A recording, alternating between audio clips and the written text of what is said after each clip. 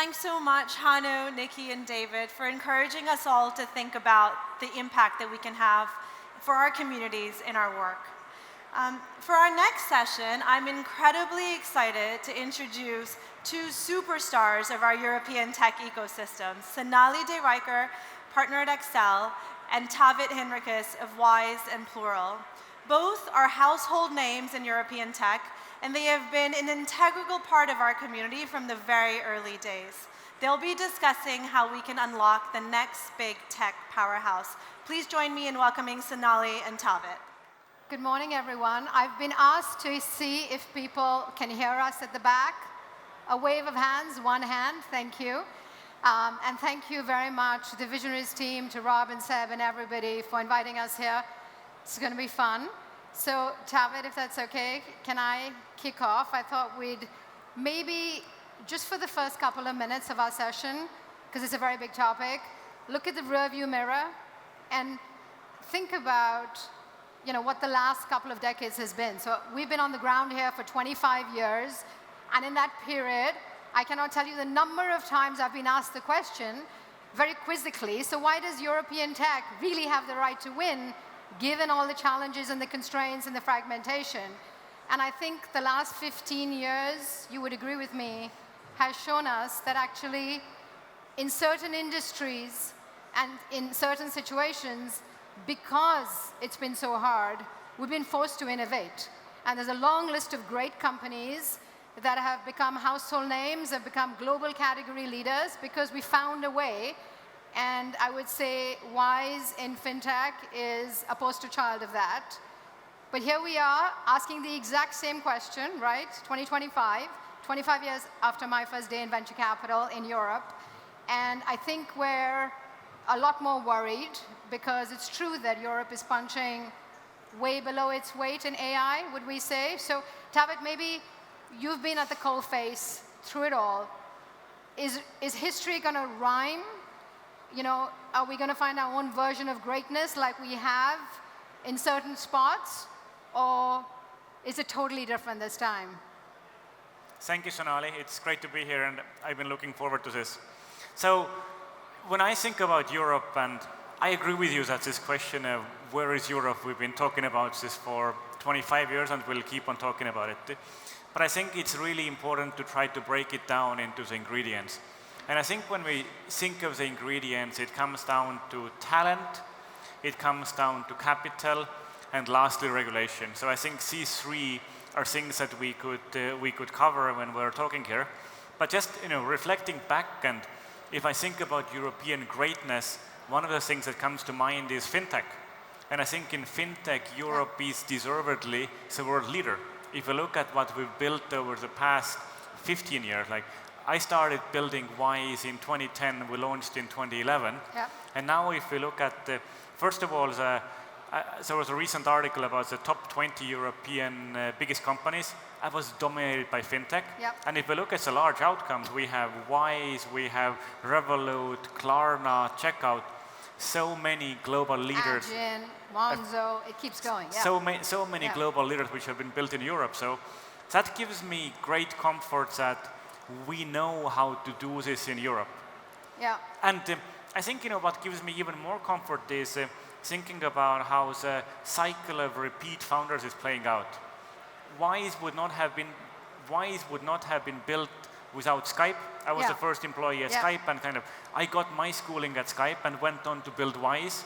Now there are 300 unicorns in Europe, and from these 300 unicorns, there's a next cohort of 1,500 companies coming. We just need to acknowledge that we are 30 years behind Silicon Valley, but now we're here and taking greater share every year. Yeah, no, I agree. And we author a report around these mafias, the founder factories, and Skype started it all.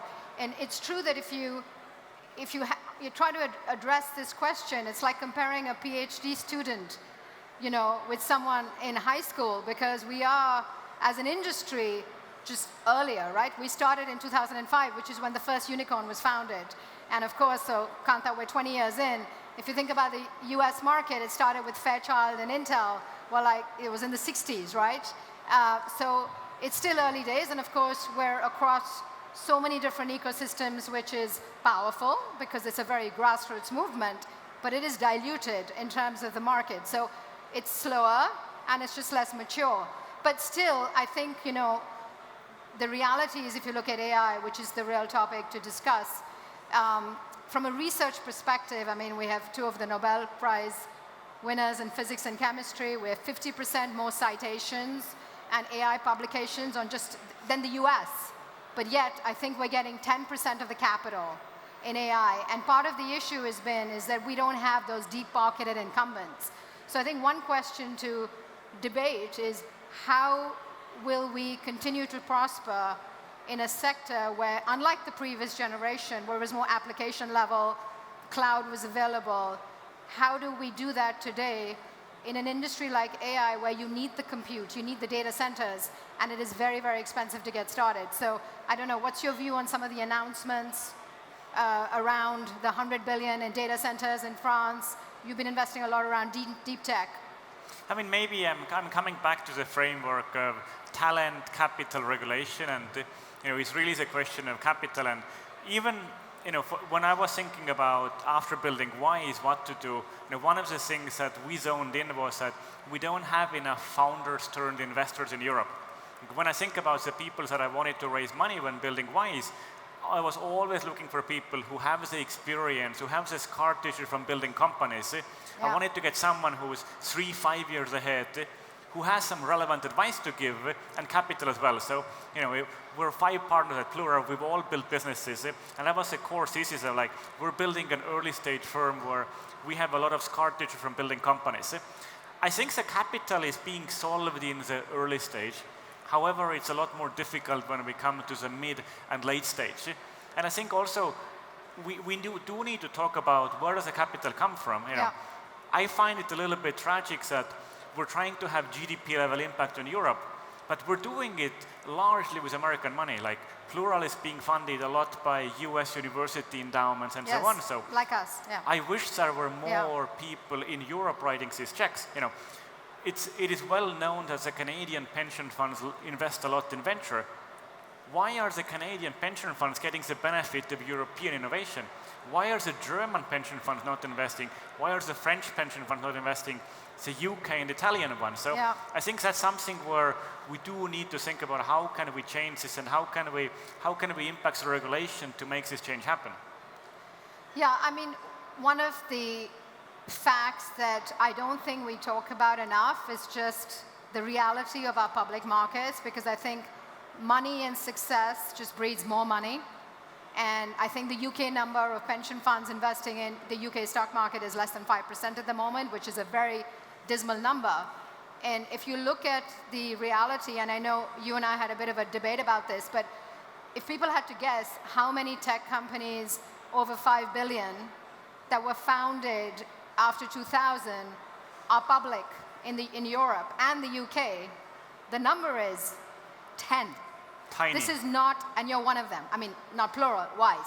These are not big numbers, and I have a firm belief that we need to change our capital markets to become a home for our companies, because otherwise they all list in the US, which we all know why. We don't need to talk about the liquidity and the tolerance for risk, the tolerance for growth at the expense of profit. But I really feel if people started to make money here in the public markets, they would then understand it, and they would invest back again in the private markets and so on and so forth. But I don't see really any regulation to change that, right? It's not like Euronext and LSE is going to merge. So it's a difficult conversation, but I do feel that regulators and in the entire European Union, has to be talking to think about how do we make it a place for companies to list. So that's part of the capital equation. Wise went public, it's one of the 10. I mean, I wish there was just one global stock market. Yes. We could start by merging the European ones, but yes. I know it's not going to happen. But you were asking before about how do I feel about announcements about capital. Yeah. I mean, I think seeing the French announcement, I think it was 109 billion, and then the European Union with 200.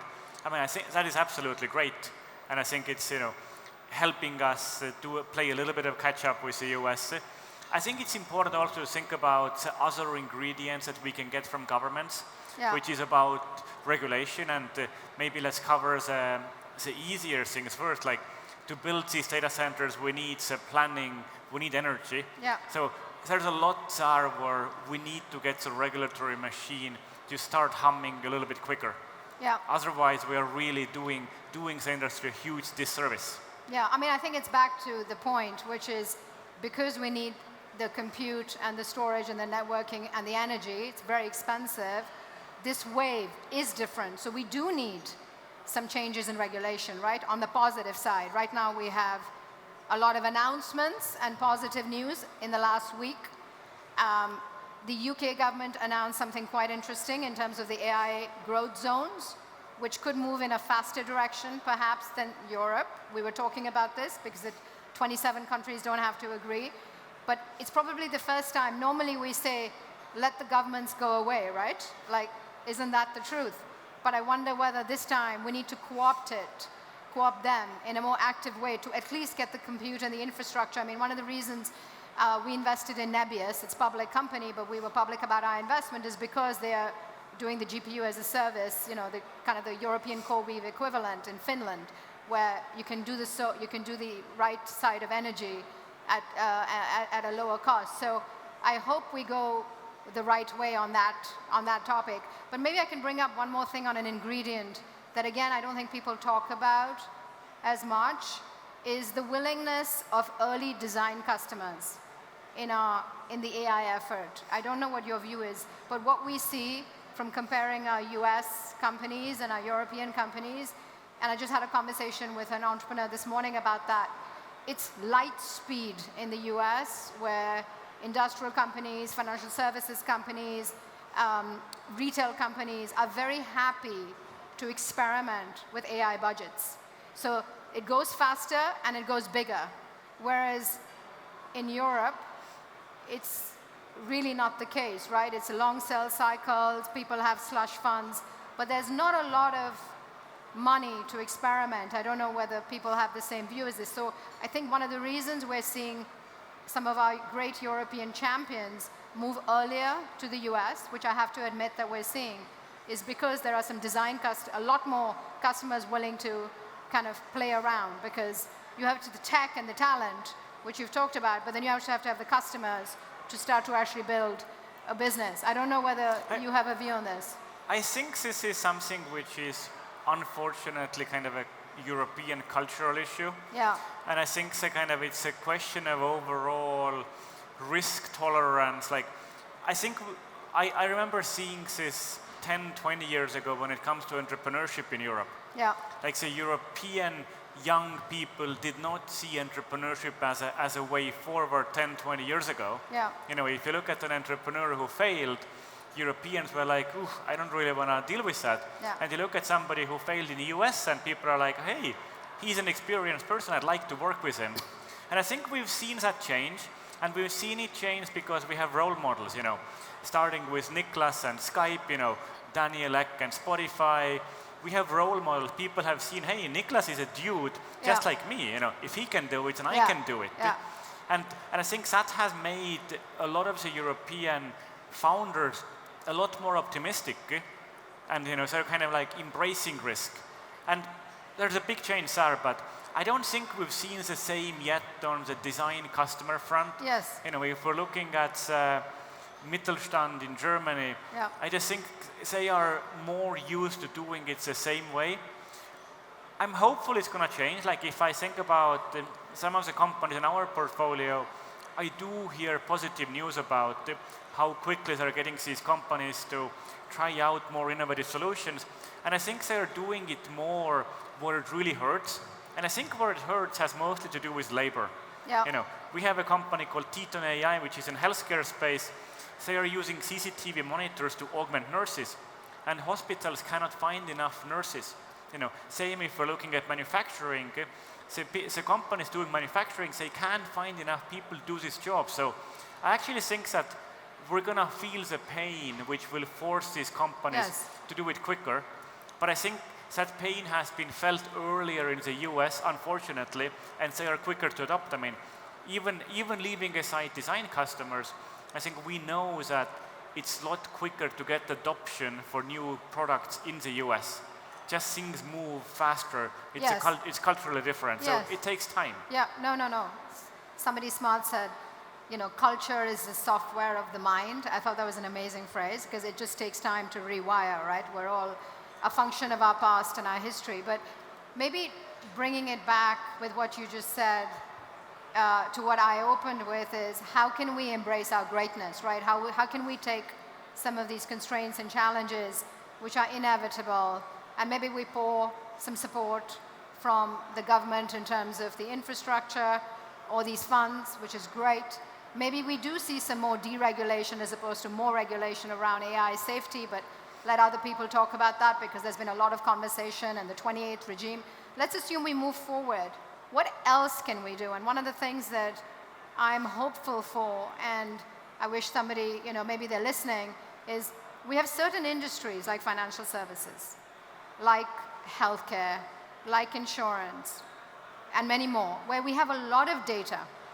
And if you think about data being the fuel for AI, can we really lean into these industries? Can we kind of really take the power of what we have with the NHS and the other socialized systems, aggregate the data, anonymize the data, and almost create like data lakes or kind of, I don't want to use the word incubators, but create an environment where we're leaning into 2 or 3 vertical sectors. Because in many ways, that's why AI is going to be very strong, right? Like it's the data, it's the distribution, and it's the design. If you have that, you can build on the fact that you have a lot of models out there and you have compute. So I don't know how to do that. I mean, do we think, especially now that UK is its own thing and Europe is its own thing, do you think there's a chance for something like this to happen across verticals? And like, what's our role? We never used to be involved in these kinds of conversations. We're just trying to find great, exceptional entrepreneurs. How do we think about that? I mean, I have beliefs that if we're looking at tremendous amount of ambitious people building companies in Europe that say we'll actually figure this out, I am not sure that that's where the venture capital industry can have a huge influence.